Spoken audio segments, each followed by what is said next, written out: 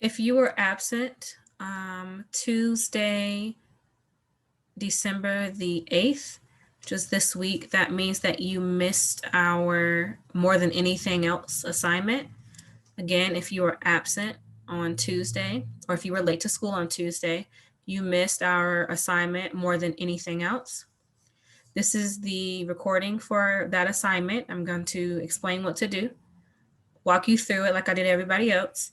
I'm not going to give you the answers though. So you're going to have to, I'm going to ask you some questions. You have to figure out the answers on your own and write the answers yourself.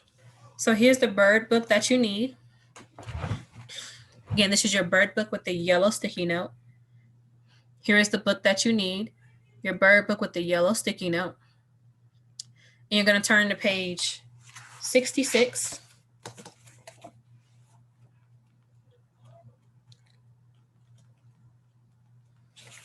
Turn to page 66. Page 66. If you need to see or find the page number and need a little bit more time, please pause the video. Again, if you need to see the page number and find it and you need a little bit more time, please pause the video.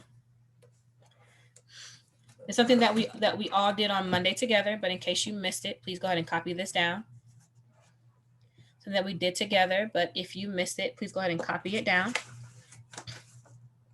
Again, we did do this on Monday, but if you did not write it down, please go ahead and copy it down.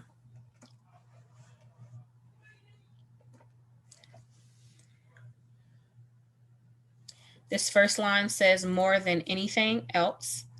If you can't see it, this also says more than anything else.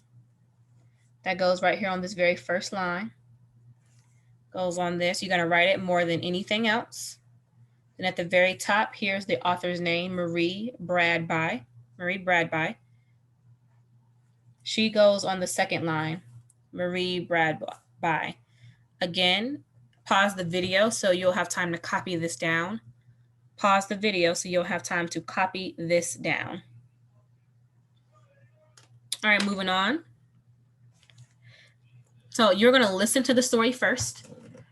You're going to listen to the story first, and then we're going to go back and answer the questions.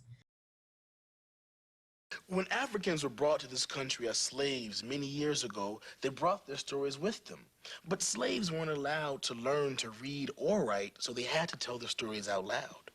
And that didn't really change for a long time, even after slavery ended. Wow, that wasn't fair at all. No, it wasn't.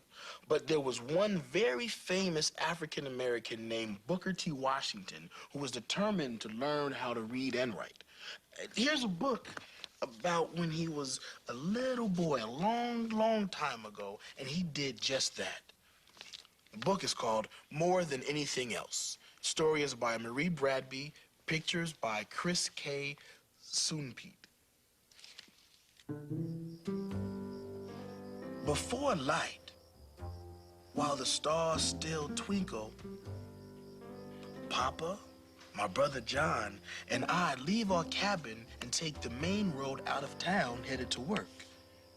The road hugs the ridge between the Kanawha River and the mountain. We traveled it by lantern. My stomach rumbles, for we had no morning meal. But it isn't really a meal I want, though I would not turn one down. More than anything else, I want to learn to read.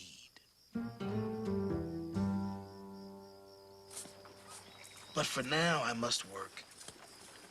From sun up to sundown, we pack salt in barrels at the salt works. A white mountain of salt rises above Papa's head. All day long we shovel it, but it refused to grow smaller. We stop only to grab a bite. Sweet potatoes and corn cakes that Papa has brought along in his coat pocket. As I eat every crumb of my meal, I stare at that white mountain. Salt is heavy and rough. The shiny white crystals leave cuts on your hands, your arms, your legs, the soles of your feet. My arms ache from lifting the shovel. But I do not think about the pain there.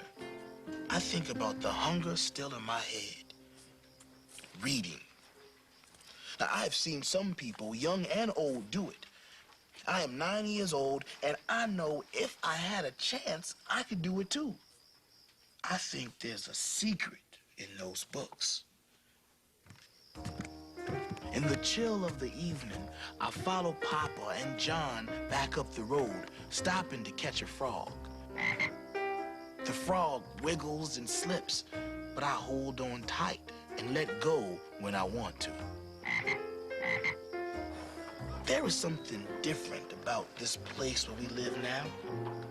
All people are free to go where they want and do what they can. Book learning swims freely around in my head, and I hold it as long as I want. Back in town, coal miners, rivermen, loggers, and coopers gather around the corner. They are worn out as me, but full of tales. I see a man reading a newspaper aloud, and all doubt falls away. I have found hope, and it is as brown as me. I see myself, the man. And as I watch his eyes move across the paper, it is as if I know what the black marks mean, as if I am reading, as if everyone is listening to me, and I hold that thought in my hands. I will work until I am the best reader in the county. Children will crowd around me, and I will teach them to read. But Papa taps me on the shoulder. Come on. And John tugs at my shirt. They don't see what I see. They don't see what I can be. We hurry home. Mama, I have to learn to read, I say. She holds my hand and feels my hunger racing fast as my heart. It is a small book, a blue the color of midnight. She gives it to me one evening in the corner of our cabin, pulling it from under the clothes that she washes and irons to make a little money. She doesn't say where she got it. She can't read it herself, but she knows this is something called the alphabet. She thinks it's a singy kind of thing, a song on paper. After work, even though my shoulders still ache and my legs are stained with salt, I study my book. I stare at the marks and try to imagine their song. I draw the marks on the dirt floor and try to figure out what sounds they make, what story their pictures tell. But sometimes I feel I'm trying to jump without legs. And my thoughts get slippery, and I can't keep up with what I want to be and how good I will feel when I learn this magic and how people will look up to me. I can't catch the tune of what I see. I get a salt shoveling pain and feel my dreams are slipping away. I have got to find him, that newspaper man. I look everywhere. Finally, I find that brown face of hope. He tells me the song, the sounds the marks make. I jump up and down singing it. I shout and laugh like when I was baptized in the creek. I have jumped into another world and I am saved.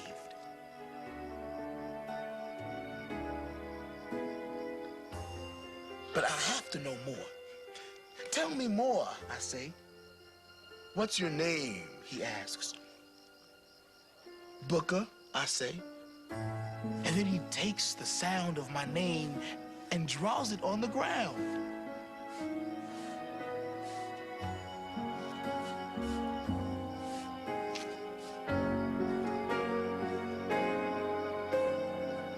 linger over that picture, I know I can hold it forever.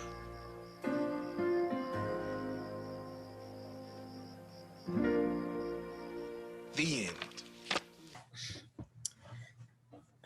Going back to page 66, who is the main character? Who is the main character? You said Booker, you are correct. Booker is the main character. This goes in the very first box on your paper. So move this over so you can see. This goes in the very first box on your paper. Remember, if you can't see,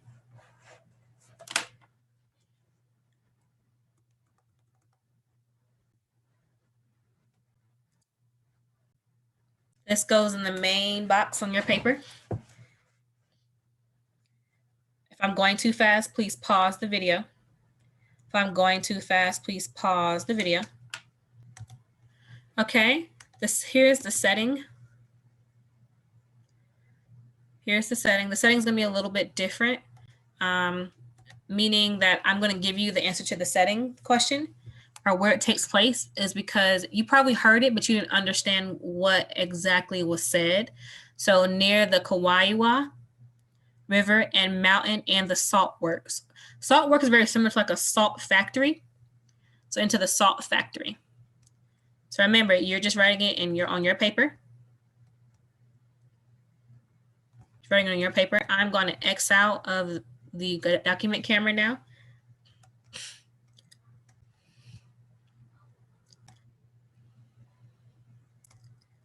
Okay, and if you need more time to write, please pause the video. Next question. What did Booker want? What did Booker want? What did Booker want? If you don't remember, I'm going to play the video again. Read and write, huh? And play the video again. Still twinkle. Papa, my brother John, and I leave our cabin and take the main road out of town headed to work. The road hugs the ridge between the Kanawha River and the mountain. We traveled it by lantern. My stomach rumbles, for we had no morning meal. But it isn't really a meal I want, though I would not turn one down. More than anything else, I want to learn to read. So what did Booker want to do? What did Booker want to do?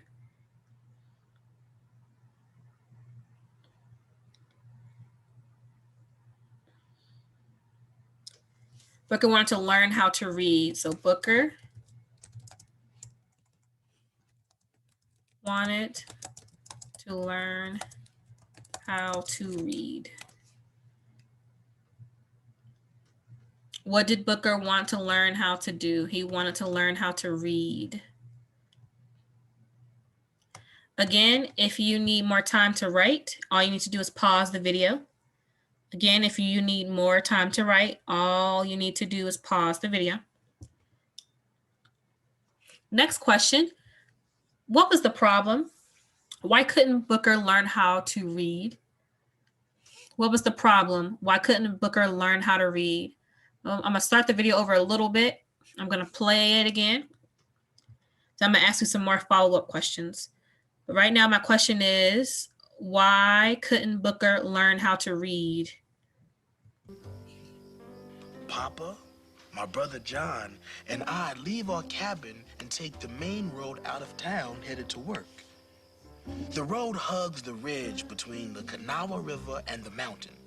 We traveled it by lantern. My stomach rumbles, for we had no morning meal. But it isn't really a meal I want, though I would not turn one down. More than anything else, I want to learn to read. But for now, I must work. From sunup to sundown, we pack salt in barrels at the salt works. So again, my question is, why wasn't Booker able to read? So you know that we learn how to read in school. Well, was he able to go to school? No.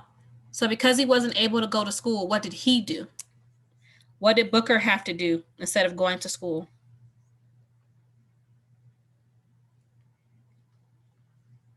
Okay, whatever you think the answer is, you're going to type it. You're going to type it. You're going to write it in this box. Whatever you think the answer is, you're going to write it in this box. I'm not going to give you all the answers. You're going to have to figure some of it out. If he wasn't able to go to school to learn how to read, what was he doing? Rewind it again so you can hear the answer one more time. Hugs the ridge between the Kanawha River and the mountain. We traveled it by lantern. My stomach rumbles, for we had no morning meal. But it isn't really a meal I want, though I would not turn one down. More than anything else, I want to learn to read. But for now, I must work. From sun up to sundown. So when he was not at school, what was he doing?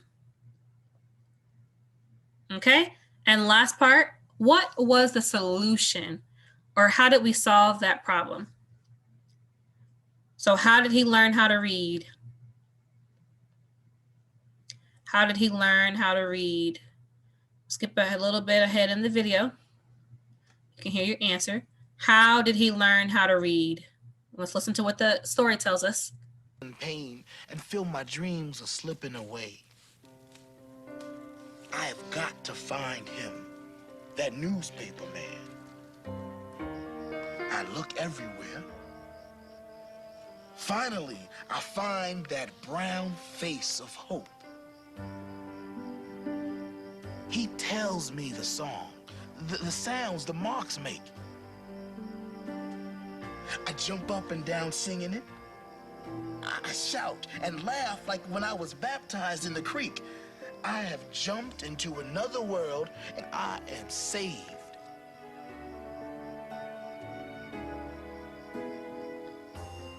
But I have to know more. Tell me more, I say. What's your name, he asks. Booker, I say. And then he takes the sound of my name and draws it on the ground.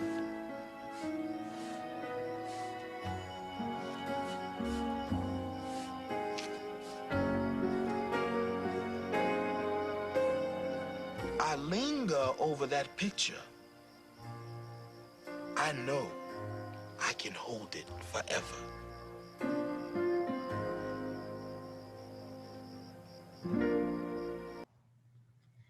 So again, the question is, if Booker was not able to read, how did he learn how to read? Who taught him how to read? Okay. Again, I'm not going to give you that answer. You're going to write it on your paper in this box right here, the solution box. If you have any questions, you may pull me aside or ask me, and I can help you with these two boxes, but I'm not going to give you the answers right now. And then the last box, the lesson and message or moral, the whole class came up with this, so I'm going to let you copy this part down. You may have already copied it down when you came back to school on Wednesday, but if you did not, please go ahead and copy it down. Again, if you need more time to write stuff in, please just pause the video. All right, and that's it for now.